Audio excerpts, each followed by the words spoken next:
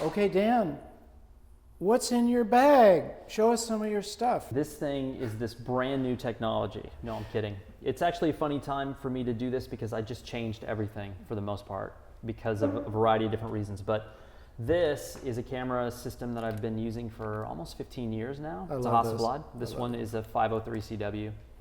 It's film, but it also takes a digital back, which I do not own, but would rent one if I needed to or wanted to. And this shoots a square negative, which I love. And I make a lot of books, and designing work from a square negative is great because you don't have to worry about horizontal and vertical. Yeah. Really basic camera. There's no meter, there's no battery, there's no electronics. You look down through the camera, which I find when I'm shooting portraits is a lot of fun because it takes the pressure off of people. It's a lot different if I'm doing this. True. Looking at you as it going like this, they relax a little bit more. You can also be right on top of people and they don't pay attention to you because you're not looking at them. I have a Rolleiflex, same deal. Same thing. There's something about it when the camera's here, and then a lot of times you're just talking to them like this anyway. That's it. And they don't know that you're... And clunk. Now the one thing is it makes a pretty good clunk when you shoot it, which I love. It sounds great. That's cool. But in essence, it's a very, very simple piece of equipment. And when you boil down the innards, feel how light that is. I love it. Yeah. It's just a box with a big mirror. Shutter, boom, mirror. And that's it. So it's great. I highly recommend Hasselblad and I highly recommend Square. My lead bag filled with film, which is always kind of nice. Lead bag. Lead bags for airport x-ray. Yeah. I've never had film ruined in an airport x-ray. And I used to shoot 3200 T-Max all the time, and I would travel with no lead bags and it was scanned all the time. I never had any issues. So I don't think it's as bad as a lot of people think. Yeah. This is a brand new bag for me, which was different than what I was carrying a few months ago. A few months ago, I had a roller bag that had 4 camera systems in it, and I had a backpack filled with audio gear. And I got to the point where I was being I had issues when I was traveling, and they wanted me to check everything. So this bag came out, and it's perfect, but it made me redesign what I was carrying. So I still carry the Hasselblad, which is a little funky, stuffing it in another bag. But inside here, you have my Sc6 Polaroid. It's a beauty. How cool is that? I've got one, as you saw. That just sheer coolness alone, that's Sheer worth coolness. using. I carry my film for that in these pouches, and this bag actually came out and was designed for people who use GoPros. But it fits everything I use almost perfectly. So the film that I use for that is called Impossible. It looks like this. I always carry... Can I keep this? Yeah, sure. I always carry a few packs. 28 bucks. 28 bucks. It's expensive, Okay. but I shoot it sparingly. And I also carry a little Canon digital point-and-shoot camera, which also shoots motion. Haven't really figured out how this fits in yet, but it's so small and light and easy. What model is that?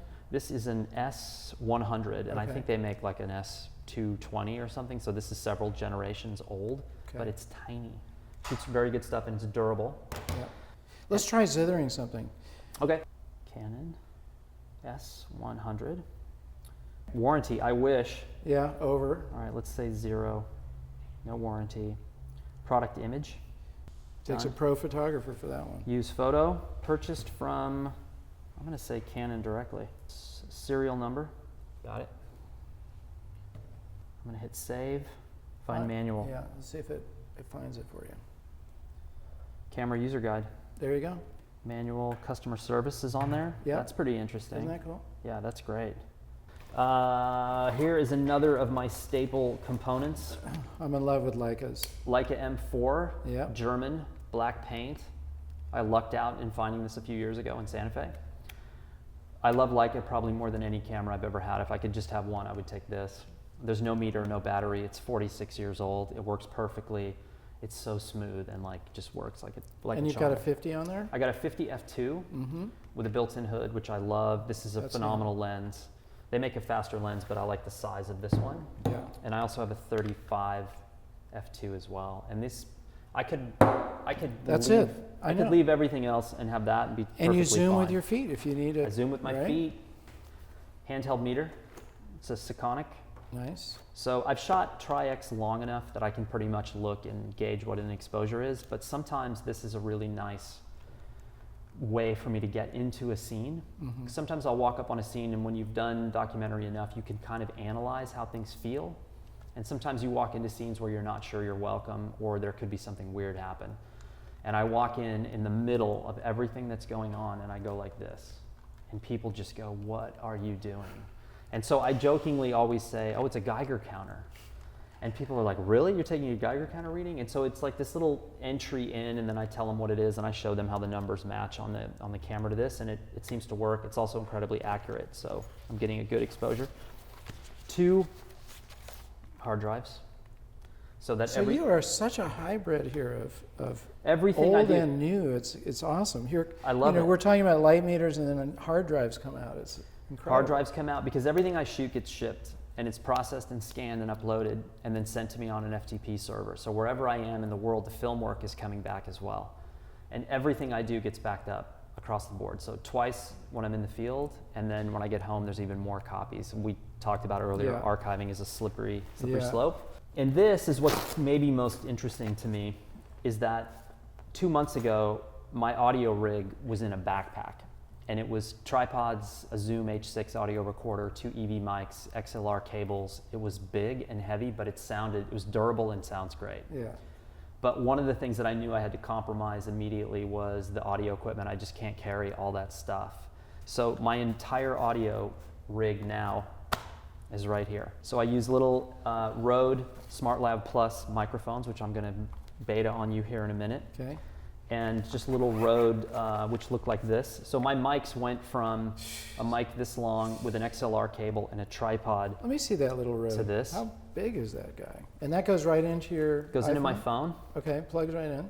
So that So goes on you, Okay, so it's just a lav that plugs in. and I have an extender Okay, for the person that I'm interviewing because the phone's gonna stay close to me. that's cool. I have a Rode Sc6 Splitter, which goes in the phone, Okay. and it allows for my headphones and both lines.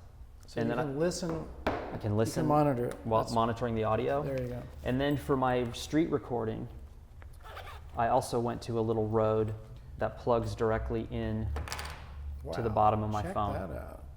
So now I'm not carrying that entire bag of audio. That's all in here, and it's all in one bag. That's awesome. And I have to say, it's really nice to get on an airplane and not worry about like where everything is and how you're going to fit it on and how much excess baggage and all this stuff. You just get on and you're like, oh my God, I'm a regular passenger. So it's really nice. Very cool.